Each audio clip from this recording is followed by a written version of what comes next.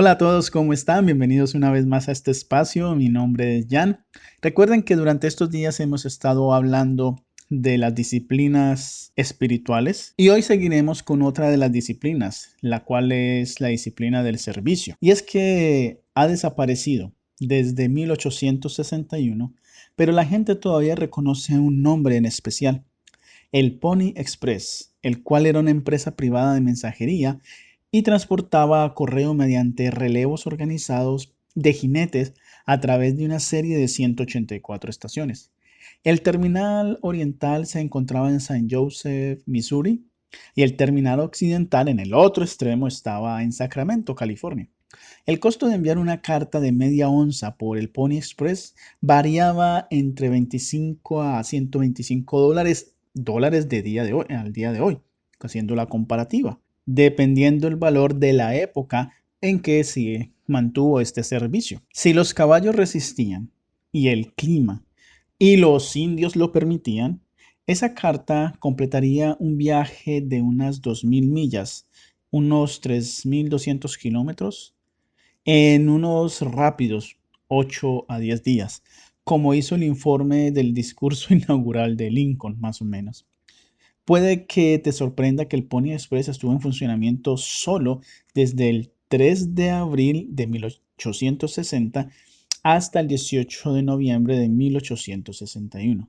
Solo 19 meses. Cuando se completó la línea telegráfica entre las dos ciudades, el servicio a caballo ya no fue necesario.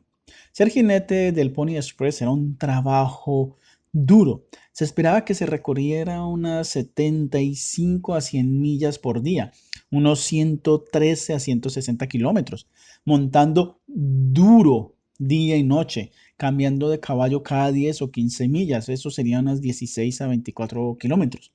Aparte del correo, se llevaba poco más que un revólver y un cuchillo, con el fin de viajar con un poco de peso y aumentar la velocidad y la movilidad durante los ataques de los indios. Los hombres viajaban en camisa de mangas largas siempre que fuese posible, a veces incluso durante el feroz clima invernal. ¿Cómo reclutaban voluntarios para este trabajo tan peligroso? Se dice que Bolívar Roberts, superintendente del extremo occidental del Express, colocó este anuncio en un periódico de San Francisco en marzo de 1860 y el anuncio rezaba de la siguiente manera: se buscan jóvenes delgados pero fuertes, que no tengan más de 18 años. Deben ser jinetes expertos, dispuestos a correr el riesgo de morir todos los días, preferiblemente huérfanos. Esos eran los hechos honestos del servicio requerido, pero el Pony Express nunca sufrió una escasez de jinetes. Necesitamos una honestidad similar con los hechos sobre la disciplina de servir a Dios. Al igual que el Pony Express, servir a Dios no es un trabajo para los casualmente interesados. Es un servicio costoso. Dios pide tu vida. Él requiere que servirle se convierta en una prioridad, no en un pasatiempo. Él no quiere siervos que le ofrezcan las sobras después de sus otros compromisos. Y servir a Dios tampoco es una responsabilidad a corto plazo, ya que a diferencia del Pony Express, su reino nunca terminará, independientemente de los avances tecnológicos en el mundo. La imagen mental que tenemos del Pony Express probablemente se compara con la imaginada por los jóvenes de 1860 que leyeron ese anuncio en el periódico. Escenas de emoción, camaradería y la emoción de la aventura llenaron sus cabezas mientras se pavoneaban hasta la oficina del Express para postularse. Sin embargo, pocos de ellos imaginaron que la emoción solo ocasionalmente marcaría la rutina de largas y duras horas y la soledad del trabajo. La disciplina de servir es así. Aunque no se puede encontrar una forma de vida más espiritualmente grandiosa y noble que vivir en respuesta al llamado de Cristo para servir. Las realidades diarias de tal vida a menudo parecen tan humildes y vulgares como lavarle los pies a alguien. En el costo del discipulado, Dietrich Bonhoeffer declaró: cuando Cristo llama a un hombre, le pide que venga y muera. Tal llamado a servir a Cristo evoca imágenes de mártires legendarios, intrépidos ante la persecución, o de una muerte triunfante después de toda una vida plantando la bandera del Evangelio entre los pueblos no alcanzados. En cambio, parece que con mucha más frecuencia el llamado de Cristo es a una muerte gradual, lavando los pies en la oscuridad. Nos trae el atractivo del servicio cuando ofrece la promesa de una aventura audaz, pero nos repugna cuando significa, como sucede con más frecuencia, sentirse desterrado para servir a Cristo en un rincón triste de un lugar aparentemente intrascendente. Haber servido a Jesús caminando con él durante sus 3 años de ministerio habría sido una aventura gloriosa. Haberle servido 3 años antes como su barrendero y afilador de sierras en la carpintería no habría sido tan atractivo. El ministerio de servir puede ser un tan público como la predicación o la enseñanza, pero más a menudo estará tan aislado como el deber de una guardería. Puede ser tan visible como cantar un solo, pero normalmente pasará tan desapercibido como operar el equipo de sonido para amplificar ese solo. Servir puede ser tan apreciado como un testimonio poderoso en un servicio de adoración, pero generalmente es tan ingrato como lavar los platos después de una reunión social en la iglesia. La mayor parte del servicio, incluso el que parece más atractivo, lo percibimos como si fuera la punta de un iceberg. Solo el ojo de Dios ve la parte más grande y que está oculta. Más allá de los muros de la iglesia, el servicio puede manifestarse como el cuidado de los niños de los vecinos, llevar comidas a las familias que se están mudando, hacer mandados para los confinados en casa, proporcionar transporte para aquellos cuyo automóvil se descompone, ayudar con el césped o el mantenimiento del hogar, alimentar a las mascotas y regar las plantas de aquellos que se van de vacaciones. Y lo más difícil de todo, mostrar el corazón de un sirviente en el hogar. Servir normalmente parece tan poco espectacular como las necesidades prácticas que se busca satisfacer. Pero el servicio debe convertirse en una disciplina espiritual. La carne se confabula contra su ocultamiento y su semejanza. Dos de nuestros pecados más mortales, la pereza y el orgullo, odian servir. Nos pintan los ojos con esmalte y nos ponen cadenas en las manos y los pies para que no sirvamos como sabemos que debemos o incluso queremos. Si no nos disciplinamos para servir por la causa de Cristo y su reino y con el propósito de la devoción, serviremos solo o ocasionalmente o cuando sea conveniente o egoístamente. El resultado será una cantidad y calidad de servicio que lamentaremos cuando llegue el día de la responsabilidad por nuestro servicio. No todo acto de servicio será, ni siquiera debería, ser un servicio disciplinado. La mayoría de las veces, nuestro servicio debe surgir simplemente de nuestro amor por Dios y por los demás. Al igual que nuestra adoración y el evangelismo, también nuestro servicio debe fluir a menudo desde adentro, sin necesidad de disciplina, como resultado de la presencia y obra transformadoras de vida del Espíritu Santo. Pero debido a que el Espíritu de Jesús dentro de nosotros nos hace anhelar ser más como Jesús y también debido a las persistentes tendencias gravitacionales hacia el egoísmo en nuestro corazón, también debemos disciplinarnos para servir. Y aquellos que lo hagan encontrarán en el servicio uno de los medios más seguros y prácticos para crecer en la gracia.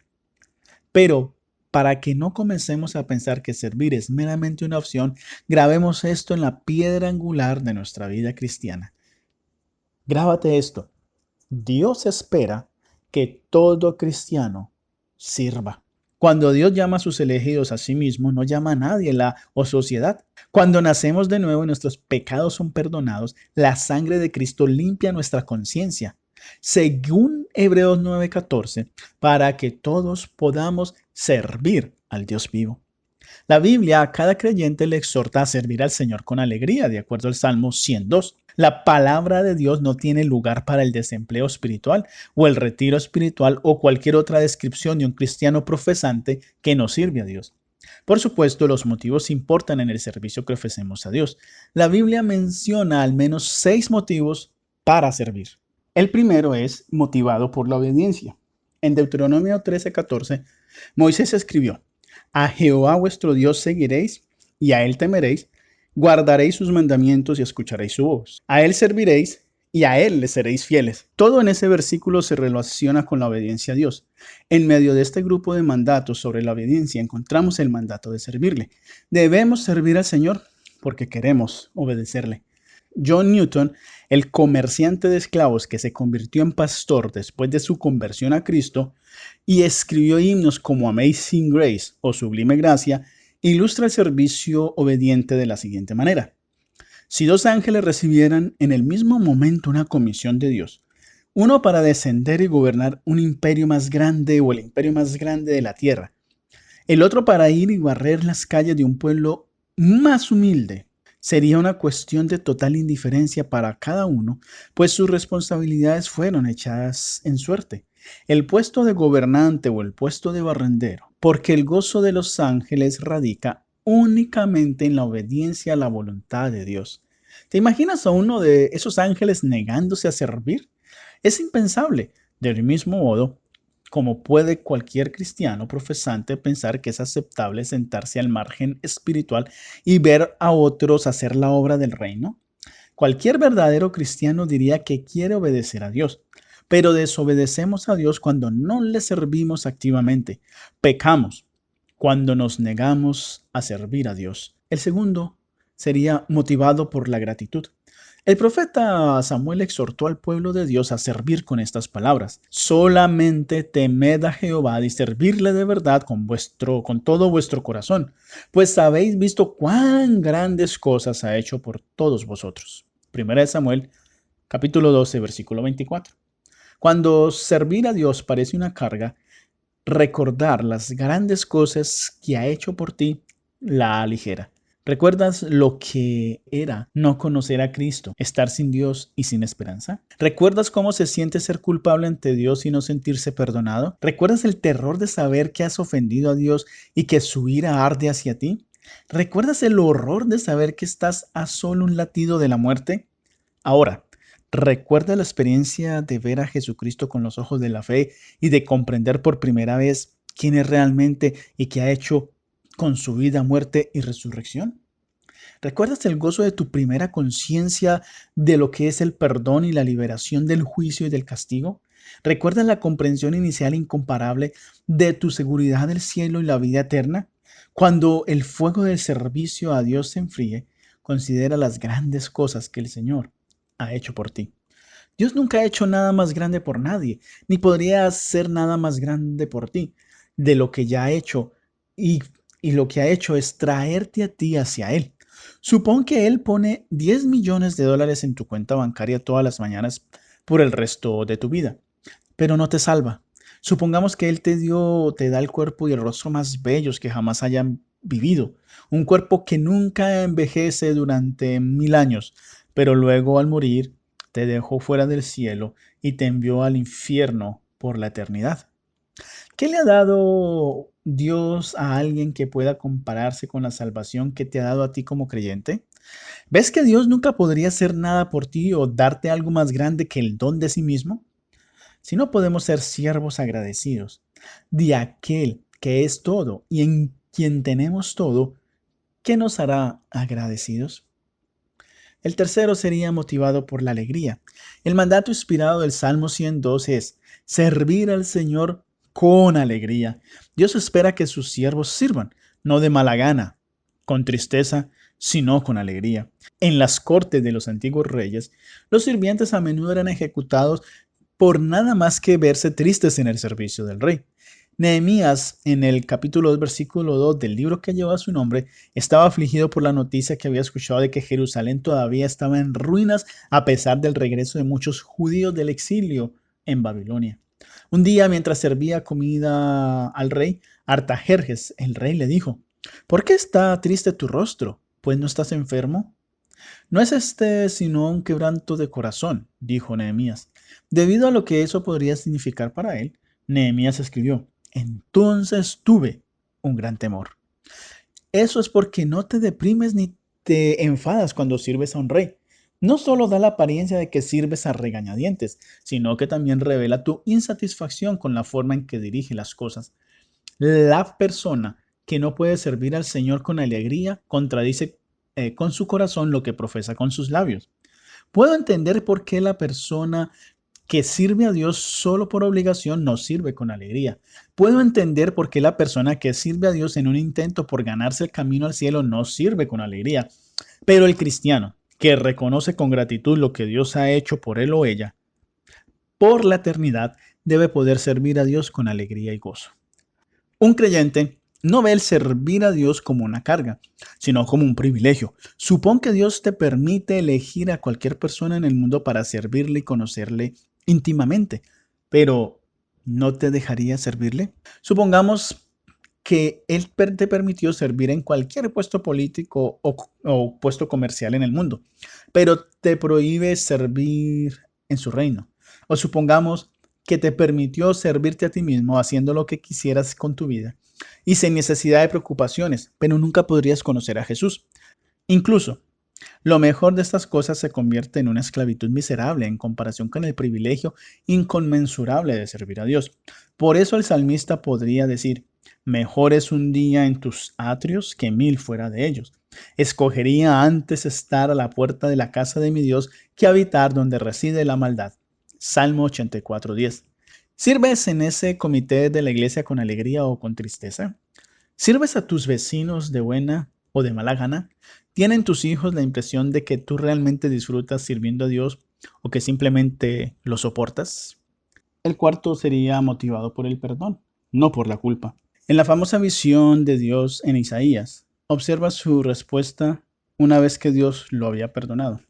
Allí en el capítulo 6, versículos 6 al 8 de Isaías dice, y voló hacia mí uno de los serafines trayendo en su mano un carbón encendido, tomado del altar con unas tenazas, tocando con él sobre mi boca. Dijo, he aquí que esto tocó tus labios, y es quitada tu culpa y limpio tu pecado. Después oí la voz del Señor que decía, ¿a quién enviaré y quién irá por nosotros? Entonces respondí yo, heme aquí, envíame a mí. Como un perro con una correa, Isaías estaba esforzándose por servir a Dios de alguna manera, de cualquier manera, porque se sintió culpable. No, fue porque Dios había quitado su culpa. Ese león del púlpito de Londres, conocido como Charles Spurgeon, conmovido por la emoción de Isaías, dijo en un sermón el 8 de septiembre de 1867, el heredero del reino sirve a su Señor simplemente por gratitud. No tiene salvación que ganar, ni cielo que perder, por amor al Dios que lo eligió y que dio un precio tan grande por su redención, desea entregarse enteramente al servicio de su Maestro. Oh, tú que buscas la salvación por las obras de la ley, qué vida miserable debe ser la tuya. Tienes que, si perseveras diligentemente en la obediencia, quizás puedas obtener la vida eterna. Aunque, ay, ninguno de ustedes se atreve a fingir que lo ha logrado. Ustedes se afanan y se afanan y se afanan, pero nunca obtienen aquello por lo que se afanan y nunca lo consiguen, porque por las obras de la ley nadie será justificado. El Hijo de Dios no obra por la vida, sino desde la vida. No trabaja para ser salvo, trabaja porque es salvo. El pueblo de Dios no le sirve a Él para ser perdonado, sino porque ya fuimos perdonados. Cuando los creyentes sirven solo porque se sienten culpables, sirven con una bola y una cadena que se arrastran desde sus corazones. No hay amor en ese tipo de salvación, solo trabajo. Nadie siente alegría en ello, solo obligación y trabajo pesado. Los cristianos no deben actuar como prisioneros, a regañadientes, condenados a servir en el reino de Dios por tener culpa o por sentir culpa. Podemos servir de buena gana porque la muerte de Cristo nos liberó de esa culpa. Quinto, motivado por la humildad. Jesús fue el siervo perfecto, reveló su grandeza en la humildad que abrazó para poder atender las necesidades más básicas de sus 12 amigos. Allí en Juan capítulo 13, versículos 12 al 16 se registra. Así que, después que les lavó los pies, tomó su manto, volvió a la mesa y les dijo, ¿sabéis lo que os he hecho? Vosotros me llamáis maestro y señor y decís bien, porque lo soy. Pues si yo, el Señor y el Maestro, he lavado vuestros pies, vosotros también debéis lavar los pies los unos a los otros, porque ejemplo os he dado para que, como yo os he hecho, vosotros también hagáis. De cierto os digo, el siervo no es mayor que su Señor, ni el enviado es mayor que el que lo envió. Con asombrosa humildad, Jesús, el Señor y Maestro, lavó los pies de sus discípulos, como un ejemplo de que todos sus seguidores deben servir con humildad. En este mundo, los cristianos siempre vivirán con afinidad por el pecado. La Biblia lo llama la carne. ¿Qué dirá? Si tengo que servir, quiero obtener algo por ello. Si puedo ser recompensado o ganar una reputación de humilde o de alguna manera convertirla en mi ventaja, entonces daré la impresión de humildad y serviré. Eso lo podemos pensar. Pero esto no es un servicio cristiano, eso es hipocresía. Los sirvientes hipócritas no servirán sin reconocimiento, sin algún retorno de su inversión de tiempo.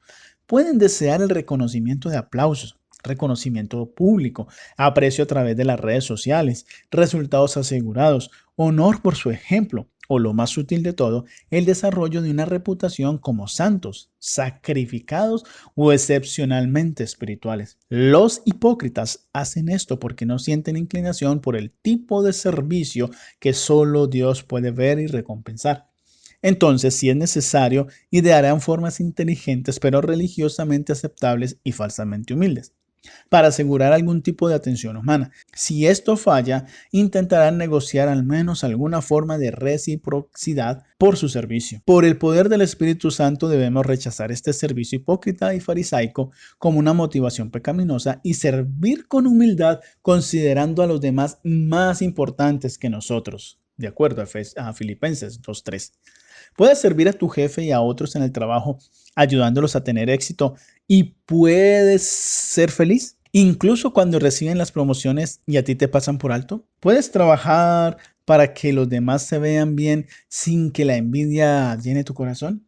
Puedes atender las necesidades de aquellos a quienes Dios exalta y los hombres honran cuando tú mismo pareces descuidado. Puedes orar para que el ministerio de otros prospere cuando arrojaría el tuyo a las sombras. Si Dios te coloca allí, tú, como tu maestro, servirás durante años en tu propio taller oscuro de carpintería en una aldea, si es allí donde Dios quiere hacer crecerte en tu devoción y profundizar tu conocimiento en Él.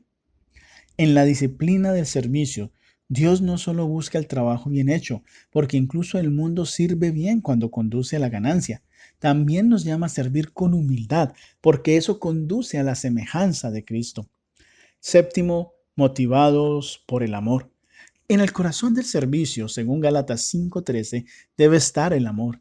Allí dice, vosotros, hermanos, a libertad fuisteis llamados, solamente que no uséis la libertad como ocasión para la carne, sino servíos por amor los unos a los otros. Ningún combustible para el servicio dura más y proporciona más energía que el amor. Hago algunas cosas al servicio de Dios que no haría por dinero, pero estoy dispuesto a hacerlas por amor a Dios y a los demás. Leí de un misionero en África al que le preguntaron si realmente le gustaba lo que estaba haciendo. Su respuesta fue impactante. ¿Me gusta este trabajo? Dijo él. No. A mi esposa y a mí no nos gusta la suciedad. Tenemos sensibilidades razonablemente refinadas. No nos gusta meternos en chozas viles a través de desechos de cabras. Pero, ¿un hombre no debería hacer algo por Cristo que no le agrada? Dios se compadezca de él. Querer o no gustar no tiene nada que ver con eso. Tenemos órdenes de ir. Y vamos, pues el amor nos constriñe. Cuando el amor de Cristo controla o constriñe a las personas, ya no viven para sí mismos, sino para aquel que murió y resucitó por ellos. Esto lo encuentras en 2 Corintios 5:15. Sirven a Dios y a los demás motivados por el amor, tanto como por Dios como para su prójimo. Jesús dijo en Marcos 12:28-31 que el mayor mandamiento es amar a Dios con todo lo que eres, y el siguiente más importante es amar a tu prójimo como a ti mismo. A la luz de estas palabras, seguramente cuanto más amamos a Dios, más viviremos para Él y le serviremos, y cuanto más amemos a los demás, más también le serviremos. Si te ha gustado este video, te invito para que te suscribas si no lo has hecho y para que le des clic en la campanita y de esta manera YouTube te avise cuando subo mi próximo video. También te invito para que escribas en la caja de comentarios y me dejes tus impresiones. Y si me quieres apoyar, lo puedes hacer también con un like, con un me gusta y también para que compartas este video a aquellas personas que tú creas que se pueden beneficiar con este tipo de contenidos.